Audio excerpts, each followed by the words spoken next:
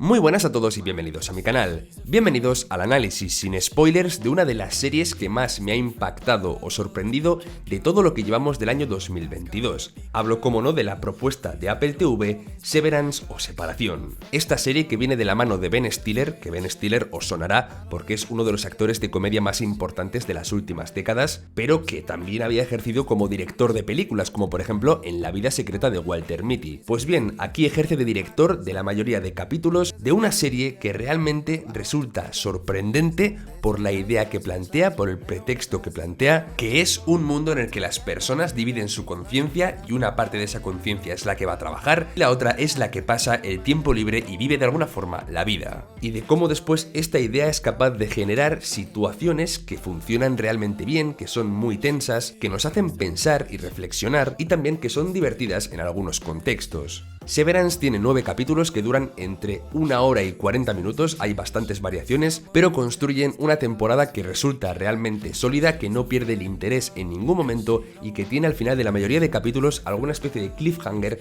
que te hace querer seguir viendo más y querer seguir indagando en el misterio que plantea. Vamos a ir ahora sí a analizar lo que ha sido la serie sin spoilers. No hace falta entrar en demasiados detalles para sacar por qué esta serie realmente ha sido de lo mejor de este año, así que ya sabéis, suscribíos, dejad un like y vamos a ir con el análisis de Severance o Separación.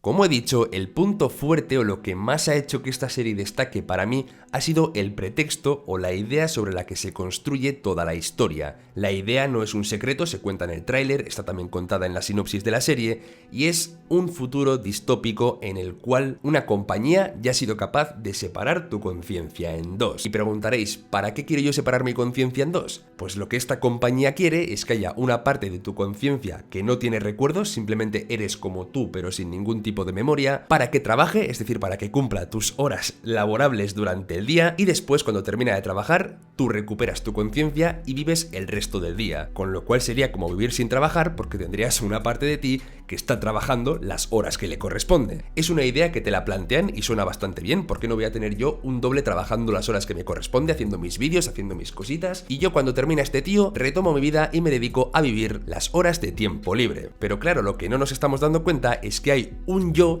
que únicamente vive para trabajar, que vive atrapado en la jornada laboral. Él despierta, trabaja, se desconecta y se vuelve a conectar al día siguiente para volver a trabajar. Y este es el dilema inicial que la serie nos plantea y a partir de aquí nos va a contar muchísimas cosas. Si lo pensáis, esta serie nos recuerda muchísimo a la mejor Black Mirror, a la Black Mirror que brilló más quizá en sus temporadas iniciales. Un futuro distópico con dilemas que nos hacen pensar y reflexionar. Porque sí, la serie con esta idea nos quiere hacer pensar sobre un montón de cosas que tienen que ver con nuestro día a día y con la forma en la que de alguna manera se ha conformado nuestra sociedad. Esta serie es una especie de crítica a la forma en la que las empresas, trabajar o incluso el corporativismo te despersonalizan, te deshumanizan y para ellos simplemente puedes llegar a ser alguien que produce un número, alguien que está ahí para hacer crecer a la empresa y ya está. De hecho, hay una cosa que me gusta mucho de esta historia que ocurre en los primeros 5 minutos del primer capítulo y es cómo nuestro protagonista, Mark, va y deja su identificación en el cajón y coge una identificación que es únicamente azul, que no tiene ni foto ni nada, para entrar a trabajar y sufrir ese cambio de conciencia. Si os fijáis, la serie nos quiere decir que cuando trabajamos realmente abandonamos nuestra identidad,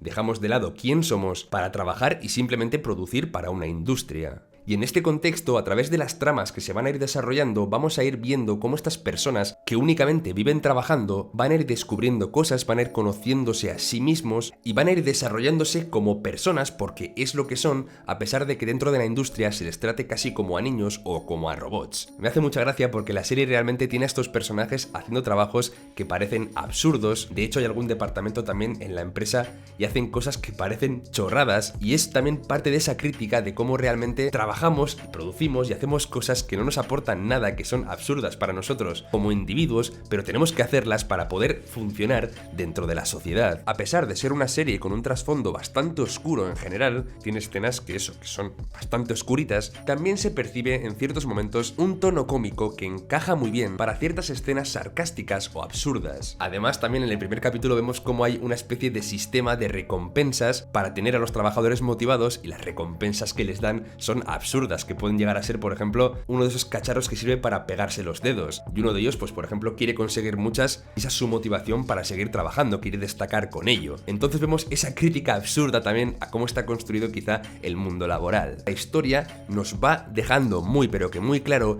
que realmente es todo una especie de cadena de poder, una especie de cadena de mando en la cual el de más abajo pues sufre de alguna forma la presión del que está arriba, pero el que ese que está también arriba tiene una presión más por encima de alguien que está ejerciéndola sobre él, con lo cual nadie se salva más allá de los que realmente tienen poder, que están arriba del todo. Además, la serie no simplemente se centra en estas ideas y conceptos, sino que además también se esfuerza bastante por tratar bien a los personajes y por desarrollar bien las tramas personales y emocionales de cada uno de ellos, de manera que la serie no es que sea simplemente una crítica a esto que os estoy contando, sino que la crítica está dentro de la historia de los personajes. Vamos a encontrar amor, traumas del pasado o contradicciones que realmente van a enriquecer la historia de una forma muy guay. Lo bueno de cómo está contada la historia es que es capaz de irnos desgranando cada capítulo un poquito de información para tenernos enganchados y al mismo tiempo querer saber más y más, de manera que la temporada va avanzando hasta el capítulo 9, en el que, bueno, en ese recorrido hemos descubierto cosas muy interesantes de los personajes y se han planteado situaciones que realmente hacen avanzar la historia. De todos estos temas, a mí de lo que más me ha gustado es la idea de pensar en quién eres tú si realmente no tienes recuerdos y únicamente te dedicas a trabajar. ¿Qué tipo de persona eres o dónde está, digamos,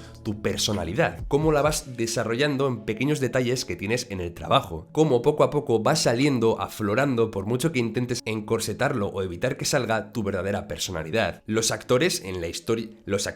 la serie también están realmente bien. Tenemos, por ejemplo, a Patricia Arquette, a Adam Scott, caras muy conocidas del mundo de las series. Está también John Turturro, que es un actor que, por ejemplo, salía en El Gran Lebowski, en una de las escenas más épicas de toda la película, que quizá os cueste un poco reconocerlo porque está un poquito más mayor. Y luego tenemos también al épico y reconocidísimo Christopher Walken, que tiene un papel también bastante particular y que brilla muchísimo. Si todo lo que os he contado no os parece suficiente, os voy a hablar de otro apartado de la serie que realmente es una absoluta salvajada, como es el apartado visual. La serie a nivel visual y de fotografía funciona muchísimo con la simetría, porque la simetría en este caso nos quiere decir dos cosas. Por un lado, el orden y la perfección que exigen, digamos, el mundo corporativo o el mundo de las industrias, un mundo muy cuadriculado y muy recto, podríamos decir, pero que luego la simetría también tiene otro sentido. La simetría nos recuerda a un espejo y de alguna forma el hecho de que los personajes dupliquen su mente, dupliquen su conciencia, también tiene mucho que ver con esa simetría que muestran los planos, porque por ejemplo hay escenas en las que tenemos dos carreteras, tenemos una escena muy curiosa con dos bombillas en la cual una únicamente está encendida,